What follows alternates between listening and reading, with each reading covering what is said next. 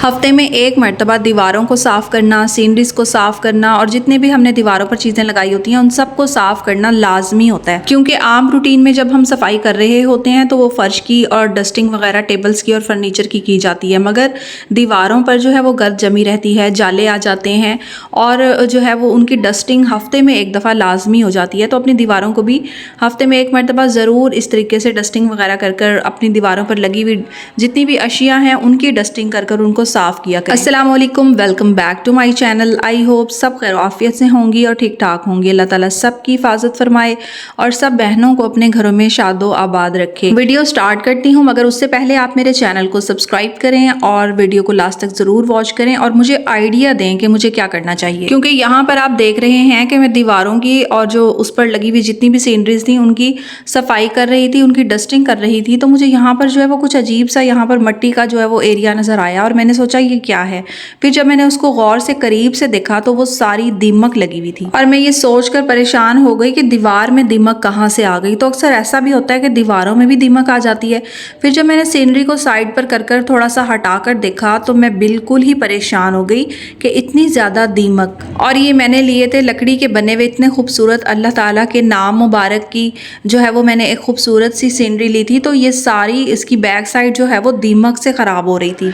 यहाँ पर आप देख सकती हैं कि कितना ज़्यादा दीमक ने जो है वो इसको ख़राब करके रख दिया था। मैं सोच ही नहीं सकती थी कि मैंने इसको दीवार पर हैंग किया हुआ था और दीवार पर तो ज़ाहिर है दीमक नहीं आ सकती, क्योंकि अक्सर होता है ज़मीन पर हम फर्नीचर रखा हुआ होता है, कहीं पर किसी कॉर्नर में, रूम्स में या किसी ऐसी जगह पर होती है तो फर्नीचर को लग जाने का ख़दशा होता है। तो हम जो है वो उसके लिए जो है वो कुछ ना कुछ मंगवा कर, मट्टी का तेल स्पेशली मैं मंगवाती हूँ और फर्नीचर जहाँ पर रखा होता है उस तरफ कॉर्नर्स पर डाल देती हूँ। इस तरह से हमारा फर्नीचर जो है वो सेफ़ रह जाता है और बचत हो जाती है। तो इस तरीके से हम अपने जो रूम फर्नीचर हैं, लकड़ी की बनी हुई चीज़ें हैं, उनको तो हम बचाए रखते हैं, मगर मेरे वहमो गुमान में भी नहीं था कि दीवार पर लगी हुई ये लकड़ी का फ्रेम जो है खूबसूरत सी जो ये सीनरी है ये भी ख़राब हो सकती है। तो अब मैंने सोचा कि इसको किस तरीके से साफ़ करूं और यहाँ पर क्या जो है वो लगाऊं ऐसा कि ये दीवार पर लगी हुई जो दीमक है वो उसका भी मुकम्मल खात्मा हो जाए। और वैसे तो ये बहुत ज़्यादा ही ख़राब हो चुकी थी, देखें यहाँ पर इधर भी सारी आई हुई है और इसने जो है वो बुरे तरीके से इस सारे फ्रेम को तबाह करके रखा हुआ था। सारा इसने जो है वो ये लकड़ी का खूबसूरत जो ये बना हुआ था, सीनरी बनी हुई थी, इसको ख़राब करके रख दिया था। बहरहाल ये तो ख़राब हो ही चुका था। अब मैंने सोचा कि इसको कैसे साफ़ सुथरा किया जाए और इसकी जो है वो सफाई की जाए। इसको मैंने दीवार से उतारा और सबसे पहले मैंने इसको जो है वो धूप में रखा, क्योंकि धूप में रखने से भी काफ़ी देर इसके जो अंदर जो वो दीमक के जो कीड़े होते हैं वो ख़त्म हो जाते हैं, मर जाते हैं।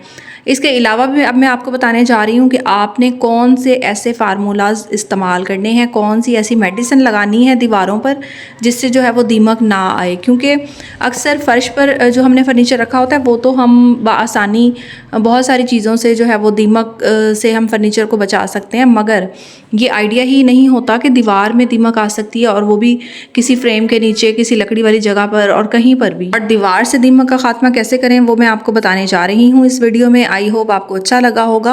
और अगर आपके जहन में भी दीवारों से दीमक को ख़त्म करने का कोई नुस्खा है, कोई आइडिया है, तो वो मुझे बताइएगा कमेंट सेक्शन में ज़रूर, ताकि मैं भी और दूसरे लोग भी उससे फ़ायदा हासिल कर सकें। बहरहाल इसको मैंने उतारा और सबसे पहले मैंने जो है वो इसको धूप पर बिछाया एक चारपाई पर और इसको अच्छे तरीके से मैंने जो है वो खुरचा, यानी जहाँ जहाँ दीमक लगी हुई थी उसको अच्छे से खुरच कर साफ़ कर लिया। अच्छा, यहाँ पर मुझसे मिस्टेक हो गई थी कि मैंने इसको चारपाई पर बिछाकर साफ़ किया। आपने इसको चारपाई पर बिल्कुल नहीं बिछाना, क्योंकि मुझे जो है वो डबल मेहनत करना पड़ गई थी। पहले मैंने इस सीनरी के ऊपर से जो भी दीमक लगी हुई थी उसके कीड़े थे उनको हटाया, खुरचा, अच्छे तरीके से साफ़ किया और उसके बाद फिर मुझे चारपाई को साफ़ करना पड़ गया, क्योंकि उसके जो छोटे छोटे कीड़े होते हैं वो चारपाई में घुसने के चांसेस होते हैं उसमें। तो मुझसे ये गलती हो गई कि मैंने इसको चारपाई पर बिछाकर ही साफ़ करना स्टार्ट कर दिया। आपने फ़र्श पर एक कपड़ा सा बिछा लेना है पुराना और उसके ऊपर, वैसे तो ये अल्लाह का नाम लिखा हुआ है, इसको फ़र्श पर भी मत रखें, एक टेबल पर आपने कपड़ा बिछाकर वहाँ पर साफ़ करना और फिर उस कपड़े को जो है वो फेंक देना है या फिर